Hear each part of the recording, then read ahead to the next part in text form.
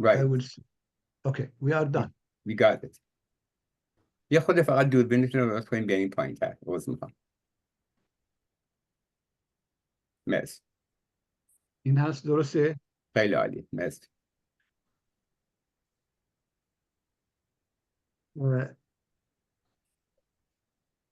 چرا این جلسه امروز در مورد زبان و بیان حافظه.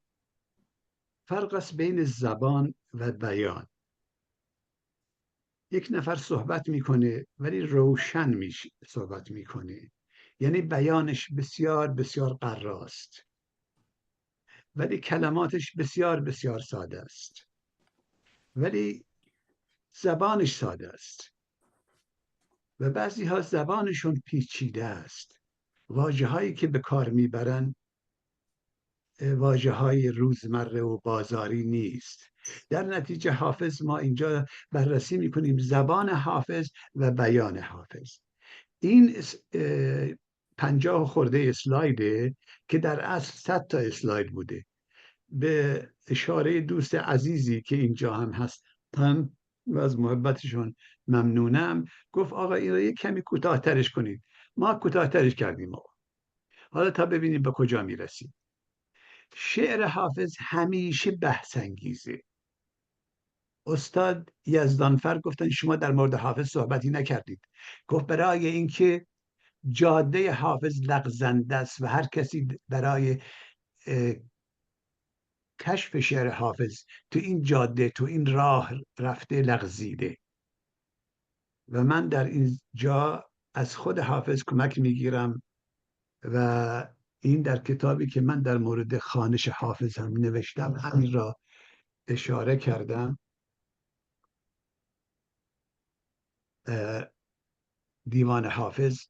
من این حروف نوشتم چنان که غیر ندانست، تو همزروی کرامت چنان بخوان که تو دانی.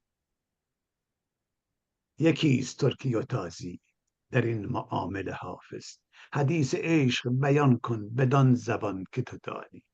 حدیث عشق بیان کن بدان زبان که تو دانی. درست این مثل یک شاعری که میگفت که به زبانی که میدانی و نمیدانی من میخواهم بگویم که دوستت دارم. به زبانی که میدانی و نمیدانی من میخواهم بگویم که تو را دوست دارم. یکیست ترکی و تازی در این معامله حافظ، حدیث عشق بیان کن بدان زبان که تو دانی. ساخت شعر، یعنی اون تندیس شعر حافظ، یک روح و یک ساخت درونی داره. ممکنه سعدی یا هر شاعر دیگری و یا شما و من به باغی میریم و باغ گلزاری هست و گل سرخی هست، به علت انگیزه خارجی ما شروع میکنیم در مورد این گلزار شعر میگیم، ولی این یک انگیزه بیرونی است. اما شعرهای حافظ اکثرا دارای ساخت درونی هست. نگاه میکنیم به این شعر، یعنی یه حادثه است در ذهن حافظ، ها در خواب، در دوش، دیشب،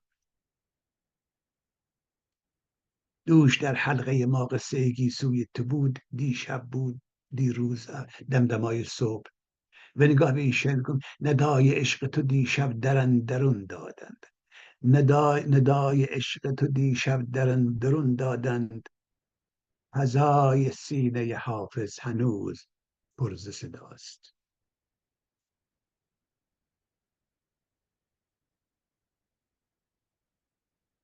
در این شعر و اون شعری که قبلا خوندم و در این شعر عاشق شو ار نه روزی کار جهان سرآید، ناخوانده نقش مقصود از کارگاه است.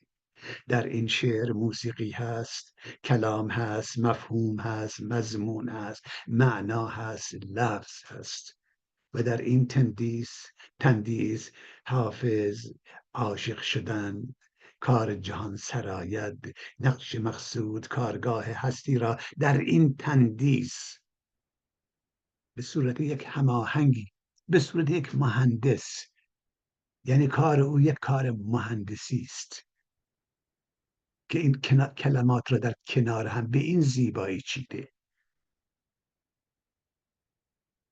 این آرشیتکت چنان این کلمات را چیده که هیچ کس نمیتواند این کلمات را جا به جا بکنه و این تندیس را و این تندیس بلورین را خراب نکنه و نشکنه. تأویل پذیره. تأویل یعنی چی؟ ما تفسیر داریم و تأویل داریم. تأویل این را برگردونیم به همون اولش.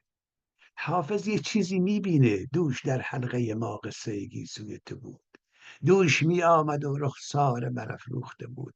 این یه چیزی میبینه و شعری میگه، یعنی اون چه او دیده که تصویره او را به صورت کلمات در آورده و من و شما این کلمات را میخونیم و سعی میکنیم که اون را برگردونیم با همون تصویری که حافظ در ذهن داشته و از یک پنجره ذهنی خودش به این دنیا نگاه کرده و به خدا نگاه کرده و به خود و به من و به شما و به انسان نگاه کرده. غزلیات حافظ مثل هر اثر هنری راستین، خواه نقاشی، خواه مجسمه سازی، خواه غیره، بسیار عمیق، هم چند وجهی مالتیپل دیمنشنه و هم چند لایه است و این زبان لبریز ایهام و کنایه و غیروست و همه اینها در یک قالب کلام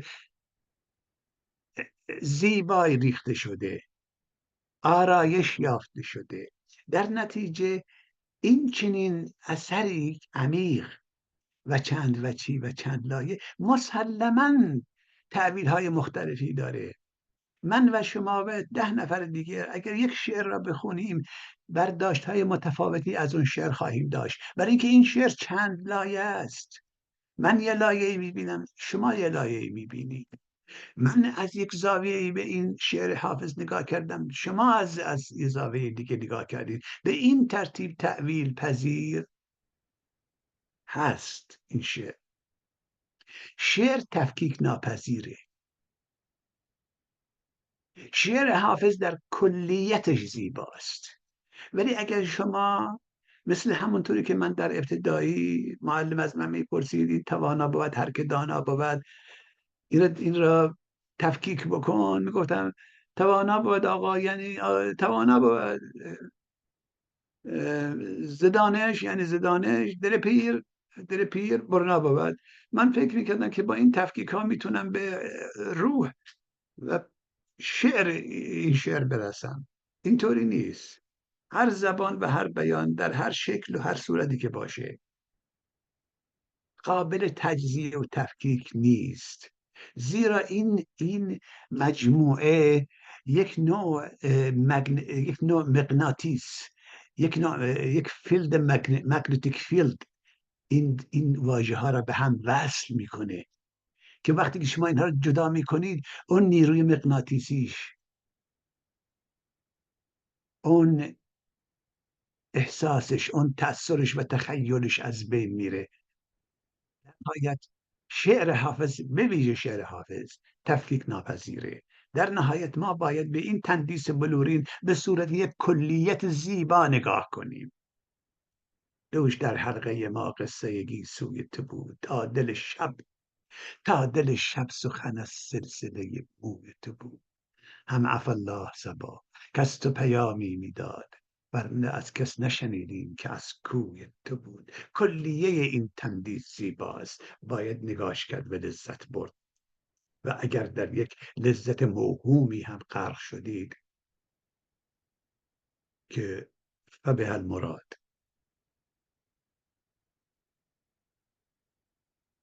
تجزیه و تحلیل عناصر هنری و فنی شعر ما را به کشف ارزش‌های ماهوی، یعنی به ماهیت شعر نمیرسونه، به اون رازش نمیرسونه.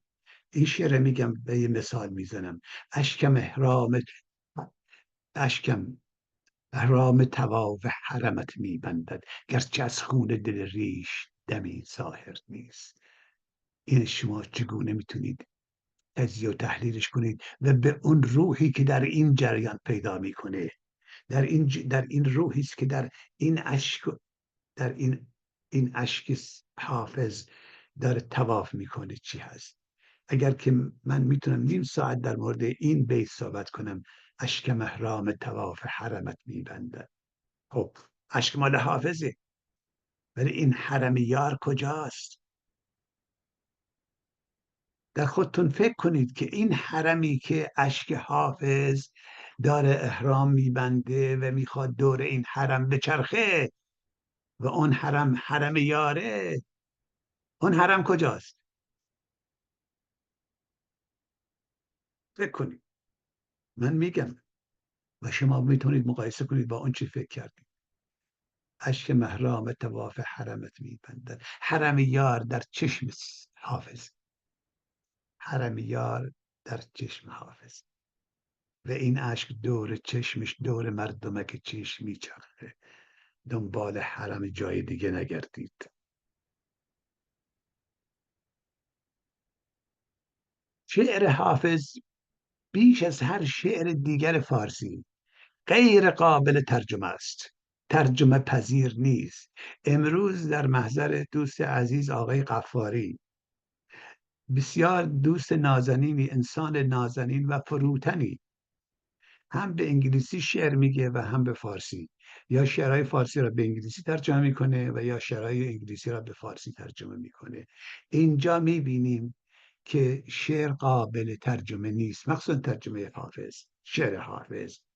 برای اینکه این شعر یک باری داره، یک بار احساسی و عاطفی و خیال انگیزی و موسیقی داره. این بار که شما وقتی که این را ترجمه میکنید، اصلا این شعر را و این تندیس زیبا را از این ارزش‌های احساسی و عاطفی و خیال انگیزی خالی میکنید، تهی میکنید.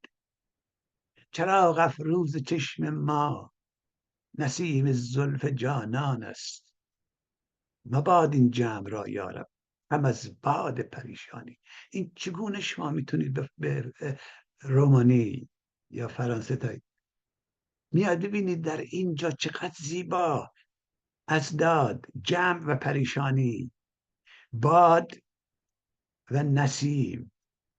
چراغ افروز ما نسیم زلف جانان است. نسیم اگر به چراغ بوزد، چراغ را خاموش میکنه، ولی حافظ، تنها حافظ است که این معجزه را میسازد. چراغ افروز چشم ما نسیم زلف جانان است، مباد این جمع را یارب غم از باد پریشانی. این قابل ترجمه نیست اگر بزرگترین مترجم هم باشه.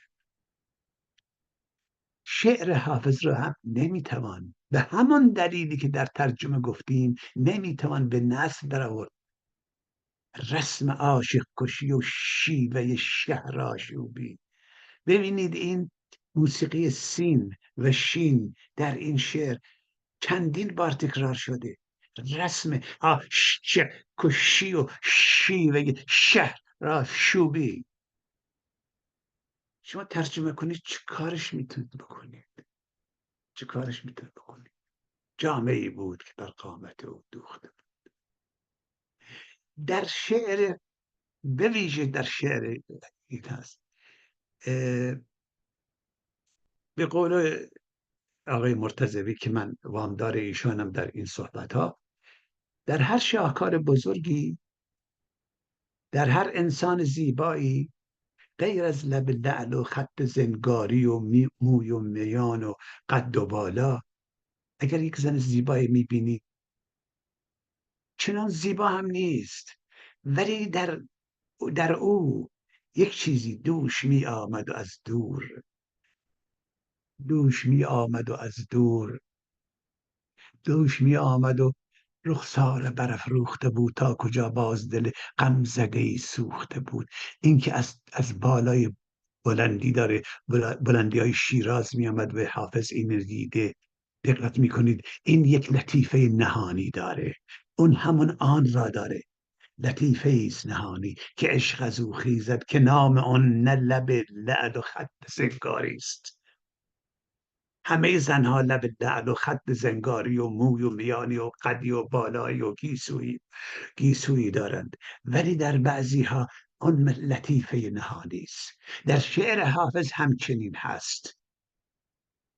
همه شعرها وزن دارن، قافیه دارن، ردیف دارن، موسیقی دارن، مفاهیمی دارن، ولی در شعر حافظ یک روحی سرگردان است که اون روح، شما اگر تمام ابیات حافظ تکه پاره بکنید، این روح جدا نمیشه از این کالبد. یک روحی هست. به قول عروسان سخن سعدی: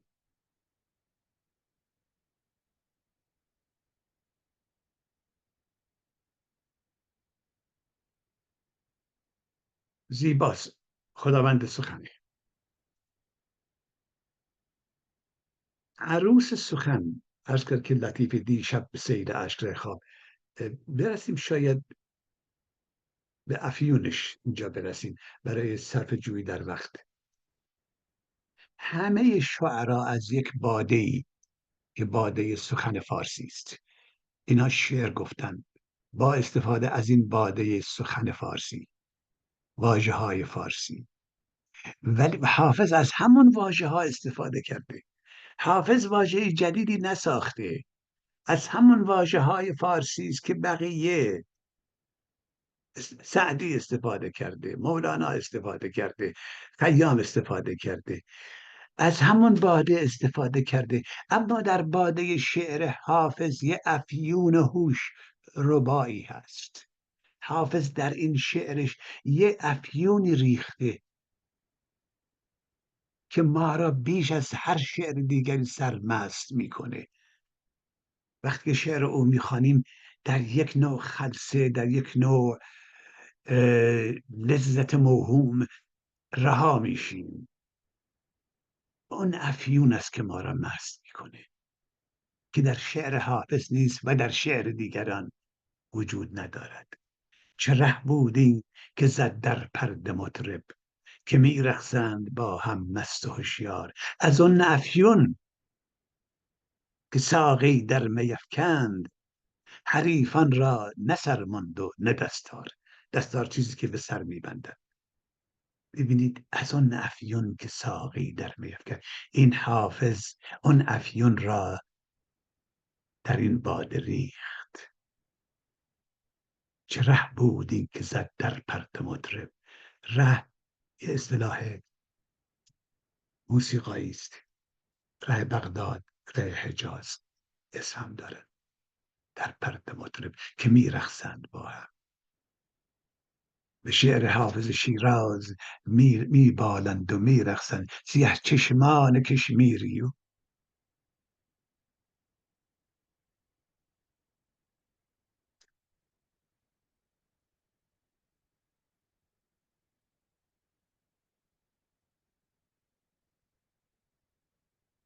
شعر حافظ شیراز میبالند و میرقصند سیه چشمان کشمیری و ترکان سمرقندی. چه ره بود این که زد در پرده مطرب. حافظ که میرقصند با هم مستوش. از اون افیون که ساقی در می افکند، حریفان را نه سر بود نه دست. اعجاز است. ایجاز و اوج اعجاز است. هر شاعری هنری باید در دو قسمت داشته باشه: انتخاب واژه و چیدن و ترکیب کلمات.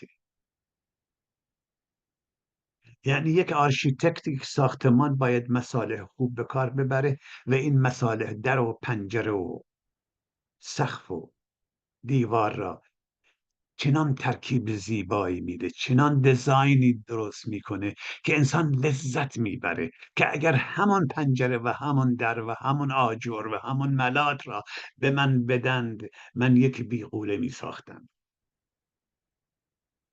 گزینش واژه ها و چینش هنرمندانه یک ترکیب هندسی شعر است که حافظ بعد از سالها به اون رسیده. سوز شد دلبر و در دیده گریان تحریر خیال خط او نقش براب است. دلبر رفت، ولی این خیال او، تصویر او در چشم من روی چه بسته شده؟ نقش بر آب، برای اینکه دیده گریان من هست اونجا. این تحریر خیال خط او بر دیده گریان من نقش بسته که او فریاد میزنه تحریر خیال خط او نقش براب است. نقش براب یعنی بیهوده است. آقا شما این شعر را جا به جا نمیتونید بکنید، واژه هاش رو نمیتونید عوض بکنید. به شعر اون دومی نگاه میکنید. زهد من، لطفا همه میوت کنن. زهد من با تو چه سنجد؟ زهد من با تو چه سنجد که به یغمای دلم مست آشفته به خلوتگه راز آمده ای. کلمه چه سنجد کلمه تازه ای نیست و تازه کلمه با افتاده هم هست. زهد من با تو چه سنجد که به یغمای دلم مست آشفته به خلوتگه راز آمده. در شعر، مخصوصا در شعر عمیق و در شعر که در اوج هنری هست، دو مسئله وجود دارد که اینها با هم در نزاع هستند. یکی پیچیدگی شعر و یکی رسانگی، قدرت رسانگی. پیچیدگی شعر این است که شعر پیچیده است، عمیقه، واژه‌هاش مشکله.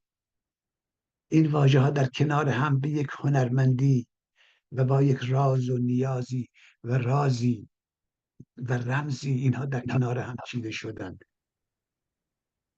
خیال انگیزند، قابل تعبیرند، قابل تفسیر هستند، در نتیجه پیچیده است.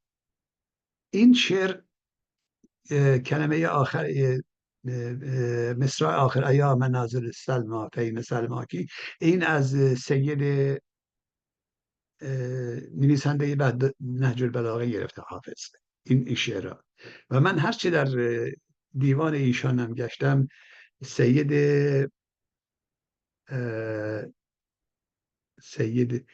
کسی هست که یادش میاد که مؤلف به جمع آور کننده نهج البلاغه، سید رضی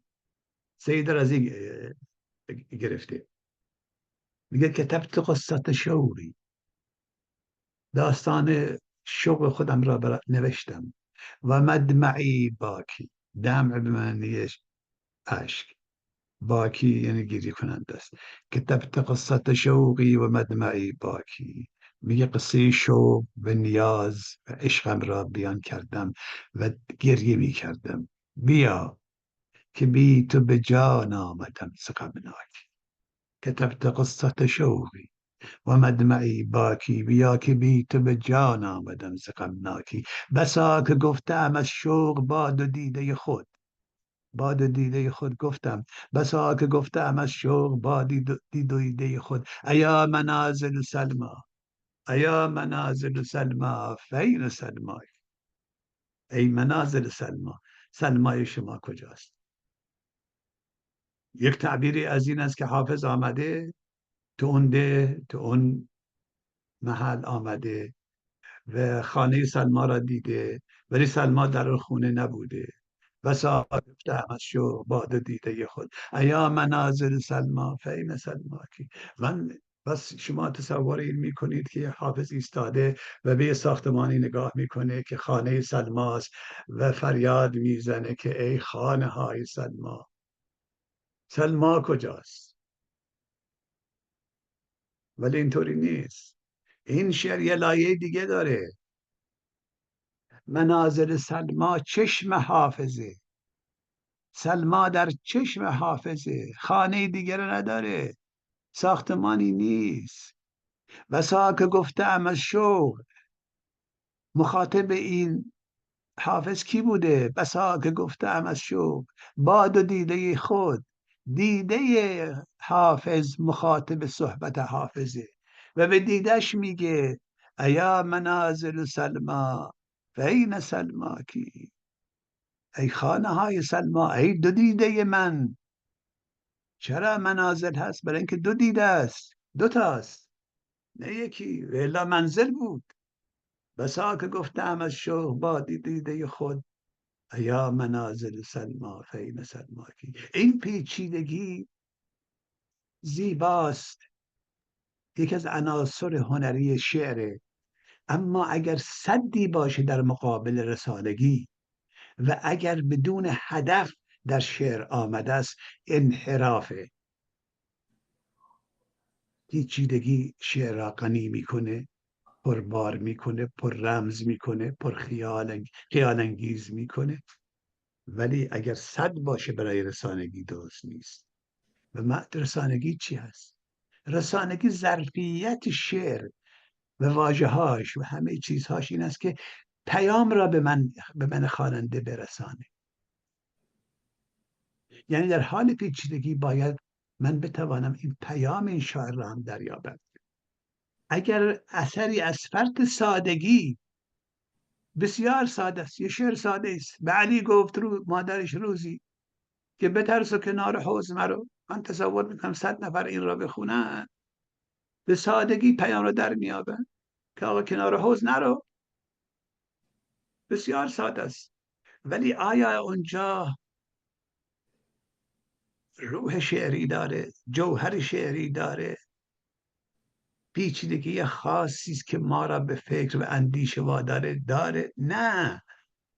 بعضی ها از فرط سادگی بسیار پیام رسانن ولی شعر نیستن، دارای جوهر شعری نیستن، روح شعری نیستن، اون زیبایی، اون دلانگیزی، اون رمز و کنایه نیست. اما این خاستگاه این پیچیدگی در شعر حافظ چیه؟ ذهن و یا کارگاه ذهنی حافظ است. حافظ 50 سال تمام قرآن را خوند، تورات را خوند، انجیل را خوند، فلسفه را خوند، دواوین عرب را خوند، دواوین ایران را کاملا خوند، تصوف را خوب میداند، اسطوره را خوب میداند. این ذهن پیچیده و این کارگاه ذهنی پیچیده، فراورده های هنریش نمیتواند ساده باشد. چه شو گیرم خیالت را در آغوش، سحر از بسترم بوی گلایو. فایز دشتستان. من عاشق فایز دشتستانیم و انسان بزرگی است و شاعر بزرگی است، ولی کارگاه ذهنی فایز و کارگاه ذهنی سعدی و کارگاه ذهنی مولانا و کارگاه ذهنی حافظ با هم متفاوته. تجاربشون، اندوخته هاشون، اعتقاداتشون، باورشون با هم کاملا متفاوته. در نتیجه در این کارگاه ذهنی فراورده های ذهنی متفاوتی خواهید داشت. تاب بنفشه میدهد طره مشک سای تو، پرده غنچه میدرد خنده دلگشای. من میخوام دوستان یک لحظه در این شعر فکر کنن و معنیش چی هست. تاب بنفشه، بنفشه یه زلفی داره که تاب داره. طره مشک سای تو به اون دلبرش میگه که طره مشک سای تو درست مثل زلف بنفشه که تاب داره، تاب داره. پرده غنچه میدارد خنده دلگشای تو. یعنی خنده ای که شما میکنی غنچه را میدارد. تفسیر و تعبیری ساده. و من بعد از 40 سال 50 سال حافظ خواندن معنی درست این شعر را دریافتم. تاب به معنی تابیدن هست، تاب به معنی تحمل هست، تاب دادن زلف هم هست، ولی یه معنی هست که من متوجهش در 40 سال 50 سال پیش نبودم. من در کلاس 5 ابتدایی حافظ میخوندم و لذت میبردم، ولی چقدر میتونستم تاب یعنی چی نمیدونستم. تا به بنفشه میدهد طره مشک سای تو. تا به معنی آزار دادن هم هست. آزار دادن میگه که طره مشک سای تو بنفشه را آزار میده و خنده زیبای تو، خنده دلگشای تو پرده غنچه را میدرد. دریدن غیر از باز شدن، غیر از شکفتن. دریدن یک عمل خشن، جام دریدن. تا به بنفشه میدهد، این بنفشه را آزار میده. چه کسی آزار میده؟ طره مشک سای تو، پرده غنچه میدرد. این غنچه لباسش را روی تنش پاره میکنه. ولی چه کسی این کار میکنه؟ خنده دل گشای تو. تناقض. تناقض یعنی نقیضه. نمیتوانی شما بگید که همه میوه ها مفیدن به جز آلو و زردآلو. این نقیض همه. قسمت دوم شما نقیض اوله. شما میگید همه میوه ها مفیدن و بعد میگید که زردآلو مضره، که نمیشه. نقیضه. بعضی ها نقیضن، بعضی ها ضد همن. ولی ما در زمینه تناقض یا پارادوکسی صحبت میکنیم. حضور تناقض در سخن بر بلاغت و زیبای کلام می‌افزاید. نگاه میکنیم به این دو شعر.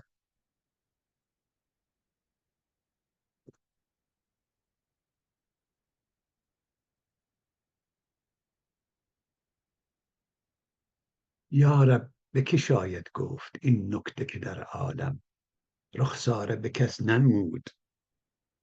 رخساره به کس ننمود. آن رخساره به کس ننمود. یا رب به که شاید گفت این نکته که در عالم رخساره به کس ننمود. اون هر شاهد هر جایی. این شاهد هر جایی به معنی شاهدی است که همه جا هست ولی کسی رخسار او را ندیده. یه تناقضی هست. یا رب که شاید گفت این نکته که در آدم رخساره به کس ننمود. اون شاهد هر جایی، مگر اون که بدانیم که شاهد هر جایی اشاره به خداوند است. و انی اقرب لکم من حبل الورید. یا رب که شاید گفت. با که این نکته توان گفت که اون سنگین دل کشت ما را و دم عیسی مریم باست. دم عیسی داشت ولی ما را کشت. کشتن و زنده کردن. وقتی که عیسی به لازاروس گفت که لازاروس کام فورث، به لازاروس گفت که بلند شو از قبر و لازاروس زنده شد. در انجیل با که این نکته توان گفت که اون سنگین دل کشت ما را و دم عیسی مریم باست. اما تضاد بعضی چیزها، حافظ اینها را تضاد را در کنار هم گذاشته، نه اینکه نقیضها را در کنار هم گذاشته. بقیه شاعران نقیضها و تضادها را در کنار هم گذاشتن. شب و روز را در کنار هم گذاشتن. خوبی و بدی را در کنار هم گذاشتن. زهد و خاری را در کنار هم گذاشتن. اما حافظ این واژه ها را در اون تندیس شعرش گره زده. گره زدن با کنار هم گذاشتن فرق میکنه. خرقه زهد و جام می گرچه نه در خور همند. این همه نقش میزنم از جهت رضای تو. این از ضد همند. از ننگ چه گویی که مرا نام ز ننگ است و از نام چه پرسی که مرا ننگ ز نام است. یک مسئله هست به نام آشنازدایی. در واقع میشه گفت دیس، چی بهش میگن، هر چی هست، کلمه انگلیسیش فراموش کردم. آشنازدایی این است که شما وقتی که وارد یک دهی میشید میبینید یه بقالی هست، یه سلمانی هست، یه ورود ممنوع نوشته، یه جای گفته مثلا رودخونه این وره، کوه این وره. اینها برای شما خیلی برش تعجب میکنید. اینها رو قبلا شما ندیدید. خیلی ورود ممنوع. سلمانی، نمیدونم بقالی، غیره. اما بعد از مدت اینها برای شما آشنا میشن و اگر شاعری همینها را به کار ببره، مرتب پشت سر هم به کار بره، گل و بلبل در شعر فارسی، گل و بلبل را مرتب به کار ببرن، برای شما یک ملال آوره، یعنی تقریبا چیز تازه نیست. ولی حافظ همون کلمات را گرفته و اونها را چنان چیده و چنان به کار برده که وقتی من و شما اینها را میخونیم به نظرمون ناآشنا میاد.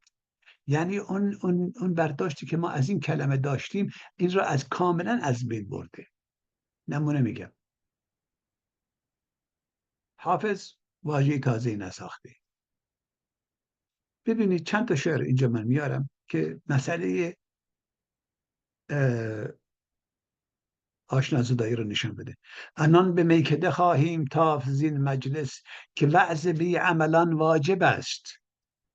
نگاه به کلمه واجب بکنی. وقتی که یک نفر میگه واجب است، به معنی این است که شما باید یک کاری انجام بدید. واجب است نماز بخوانید، واجب است که به پدر و مادر حرمت بگذارید، واجب همیشه به یک عمل درست و خدا پسندانه و عام پسندانه میگه که آقای شما واجبه که به پدر مادرت حرمت بذاری.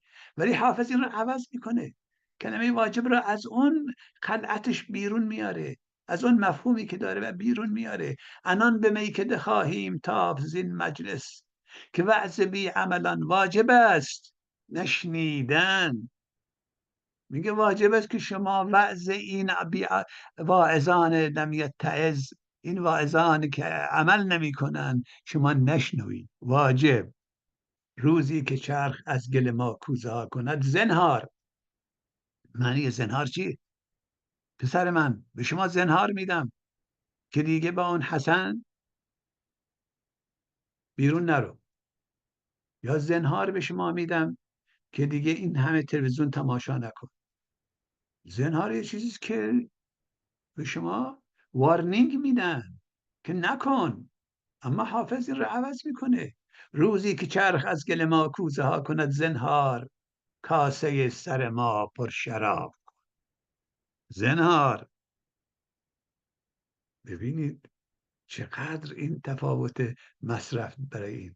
کردم توبه به دست صنم باده فروش. توبه به معنی این است که انسانی گناه کرده و پیش فقیهی، پیش عالمی، پیش اهل دینی، آخوندی، حجت الاسلامی، آیت اللهی بره و توبه بکنه که آقا جان من مشروب خوردم و توبه میکنم. اما حافظ این توبهش از این جنس و از این کان نیست، از این معدن نیست. کردم توبه به دست صنم باده فروش، که دیگر می نخورم بی رخ بزمارای. گفت اون یار که زود توبه میخواد بکنه، به جای اینکه بره بشی فقیه پیش اهل دین، رفته پیش صنم باده فروش. و حالا چه توبه ای که دگر می نخورم بی رخ بزمات. یعنی از مشروب خاری توبه نکرده، توبه کرده که بی رخ بزمارا مشروب نخوره و این توبه رو اصلا دگرگون کرده منیش. گفت اون یار که زو گشت سر دار بلند، جرمش این بود که اسرار هویدا میکرد. خیلی ها هستن سر دار رفتند ولی دار را به اوج و به عزت نرساندن. این تنها حلاج بود. گفت اون یار که زو گشت سر دار بلند. ببینید این دار از سر حلاج به آسمان رفت، اوج گرفت، ارزش طلا پیدا کرد. ولی اون دوست چی بود؟ جرمشین بود که اسرار را پیدا. نشان اهل خدا عاشقی است با خود دار. میگه نشان اهل خدا این که عاشق باشن، عاشق خدا باشن. و شما بعدش به مشایخ شهر میرسید و در اینجا تمام این مشایخ شهر را آبروشون میبره. خردشون میکنه. نشان اهل خدا عاشقی است با خوددار که در مشایخ شهر این نشان نمیبینم. ریزش میکنه این تابورا، این تابورا میشکنه، مشایخ شهر را این تابورا میشکنه. نشان اهل خدا، اینها نشان اهل خدا را ندارند. در خرابات مغان نور خدا میبینم. این عجب بین که چه نوری به کجا میبینم. خرابات مغان یه محل خرابه است، محل فسق و فجوره. در شعر منوچهری خرابات به معنی فاحشه خانه است. حتی در شعر سنایی یک جای بدی است. اما نگاه کنید که این حافظ این خرابات را چگونه به اوج برده که نور خدا در آن میبینه. به فاحشه خانه نیست دیگه، مرکز فسق و فجور نیست، محل تابش نور خداست. در خرابات مغان نور خدا میبینم. این عجب بین که چه نوری ز کجا میبینم. این مسئله خرابات را دیدن به اینکه نور خدا هست، من فقط مربوط به موضوع نیست، ولی چند تا از شعر از این سعه صدر و روشن فکری و آزادی و آزاداندیشی حافظ را نگاه بکنید که نگاه او به دین و به باورها چگونه است که خرابات را محل تجلی نور خدا می‌بیند. در عشق خانقاه و خرابات فرق نیست. خانقاه و خرابات، مسجد و خرابات فرق نیست. هر جا که هست پرتو روی حبیب هست. هر جا که هست پرتو روی حبیب. گر پیر مغان مرشد من شد چه تفاوت، در هیچ سری نیست که سری ز خدا نیست. این سر در من، در شما و در هر انسانی سر خداست. ما به عنوان این است که اعتقاد شخصی من این است که من زنده هستم به خاطر اینکه روح خداوندی در کالبد آدم دمیده شده و من از جنس زمینم و از جنس آسمانم. روح خداوندی دارم و گلم را از خاک گرفتن. در نهایت در هیچ سری نیست که سری ز خدا. زاهد ایمن مشو از بازی غیرت زنهار، که ره از صومعه تا دیر مغان این همه نیست. از صومعه تا دیر مغان این همه نیست. از خانقاه تا خرابات این همه راه نیست. در تو هم سر خدا هست، در پیر مغان سر خدا هست.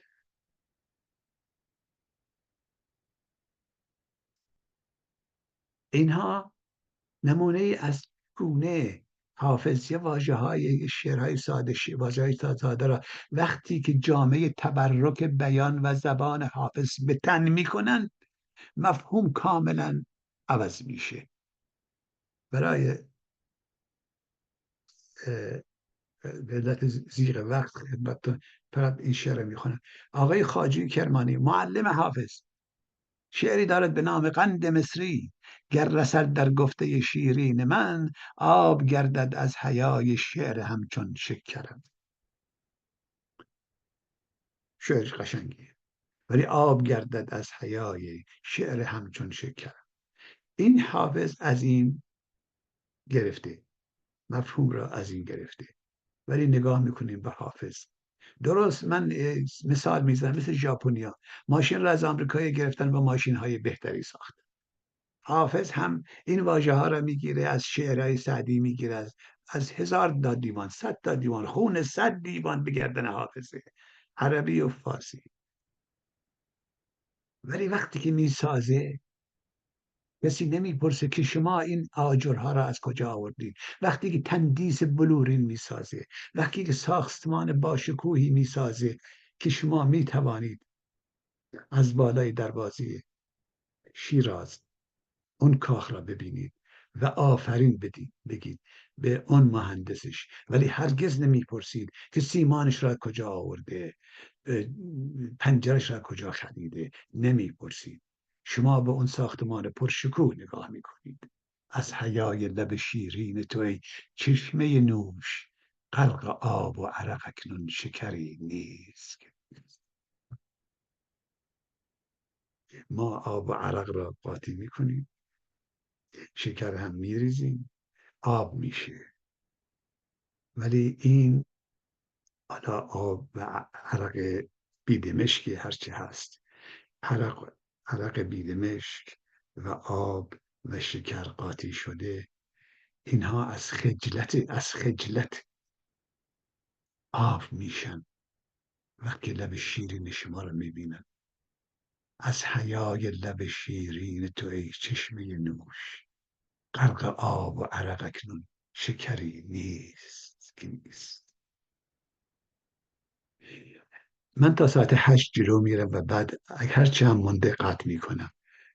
اما حافظ عرض کردم از صدها دیوان عرب، صدها دیوان فارسی، از فلسفه، از اسطوره، از فردوسی گرفته، از همه جا گرفته.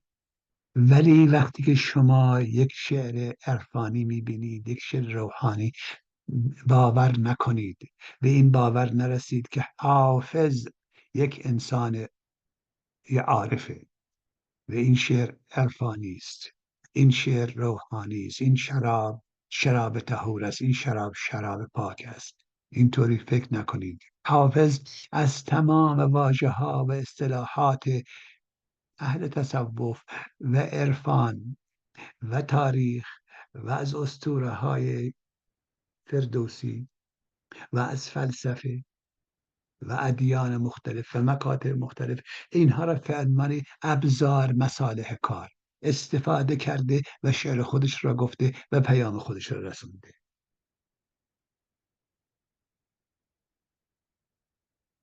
نمونه ای از این شعراش که همش طنزه و همش حمله به همون اهل تصوف و اهل عرفانه. صوفی نهاد دام و سر حق باز کرد، بنیاد مکر با فلک حق باز کرد.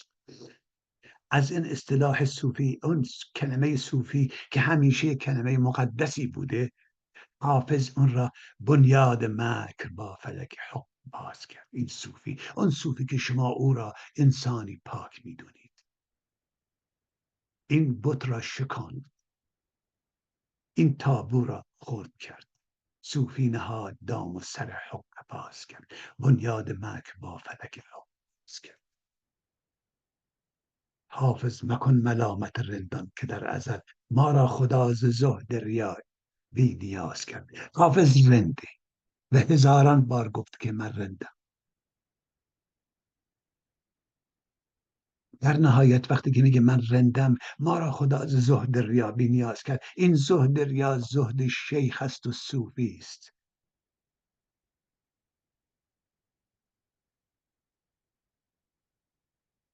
در واقع حافظ یه عصیانی بر واژه های عرفانی کرده.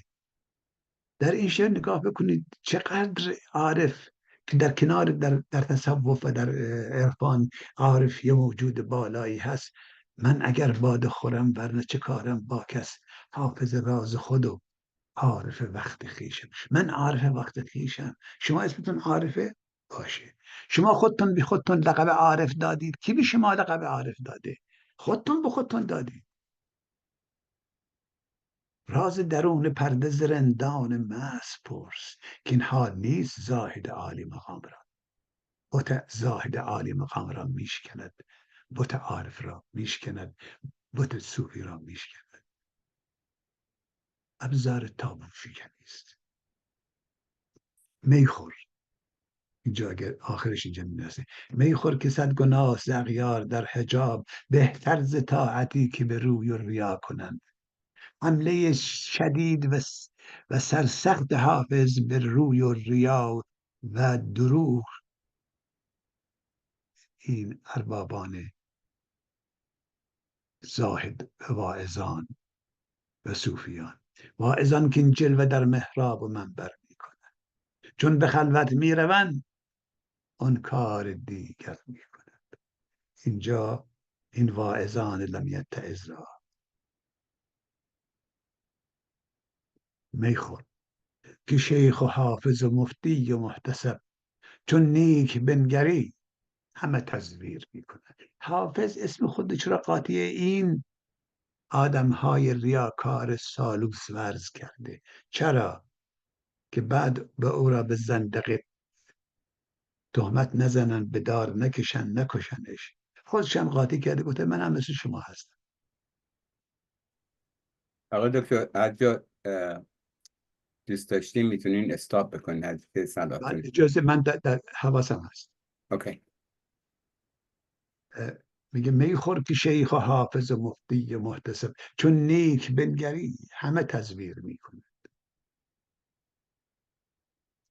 دیر خرابات، دیر مغان، در خرابات مغان نور خدا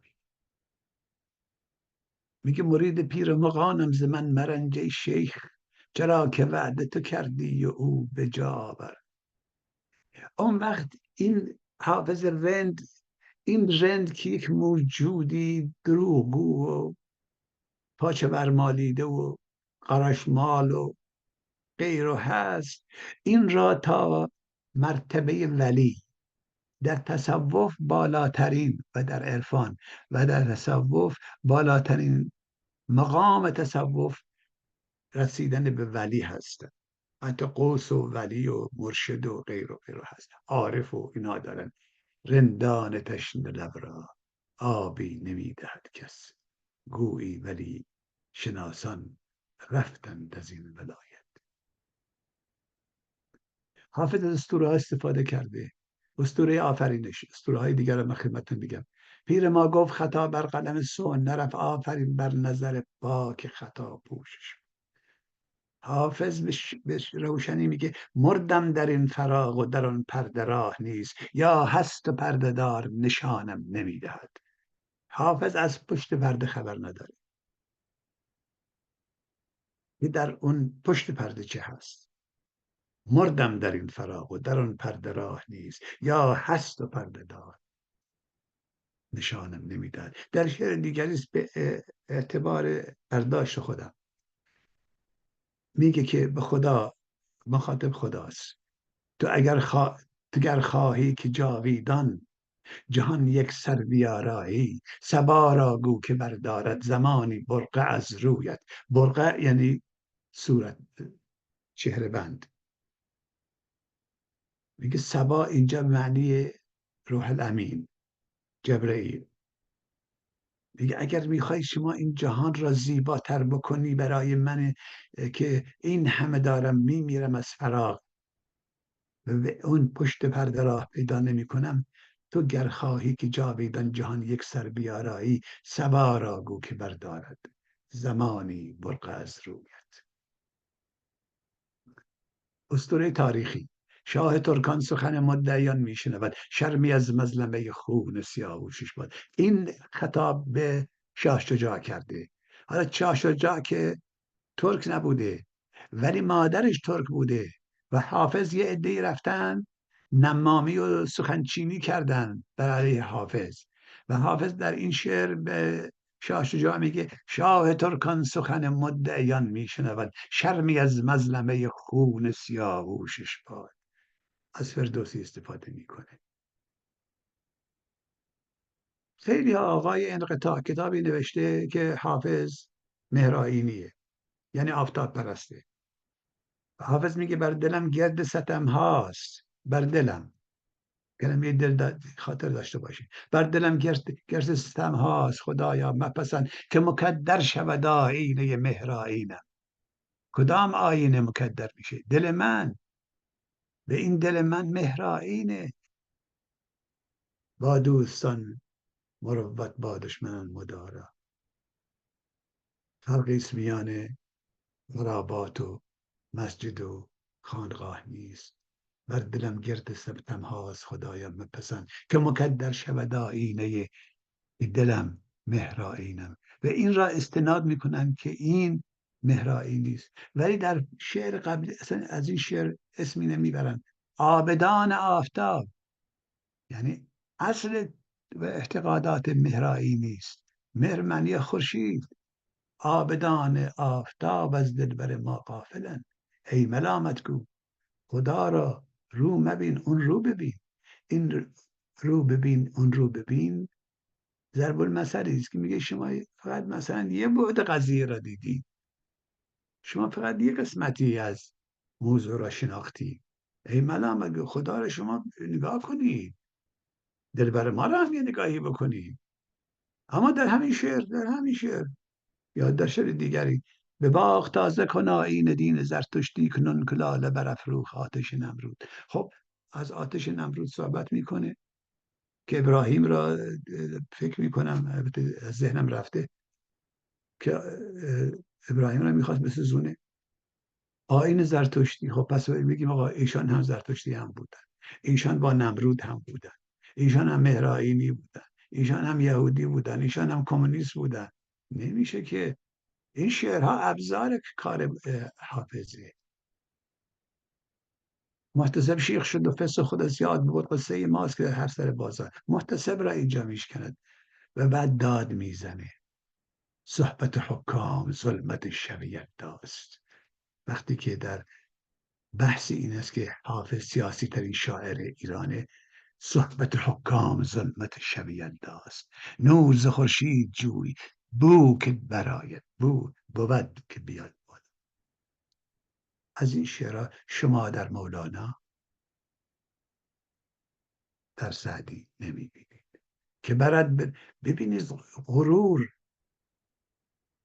و قناعت چقدره که برد به نزد شاهان ز من گدا پیامی، که به کوی می فروشان 2000 جم به جامی. شبتون خوش. در همینجا قطع میکنیم و صحبت را در همینجا تمام میکنیم.